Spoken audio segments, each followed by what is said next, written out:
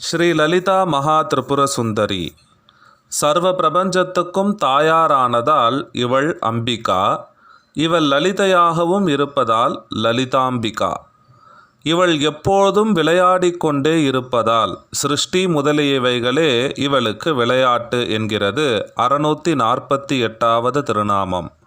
லீலாக்லுப்த பிரம்மாண்ட மண்டலா என்று போற்றுகிறது லலிதா சஹஸ்ரநாமம். எனவே இவள் லலிதா. மனதிற்கு சந்தோஷத்தை கொடுக்கும் எல்லா பாவங்களும் லலிதம் என்ற சொல்லால் குறிக்கப்படுகிறது. பிரகாசம், தோற்றம், இனிமை, ஆழம், ஸ்திரத்தன்மை, சக்தி, நளினம், தாராளம் இவை எட்டும் லலிதம் என்று பெரியோர்கள் கூறுகிறார்கள்.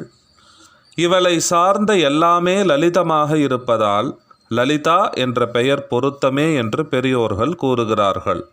9 திவ்ய பரிசாரிகைகள், கரும்புவில், புஷ்பங்களே பானங்கள், உன்னை சார்ந்த எல்லாமே அழகானவைகள்.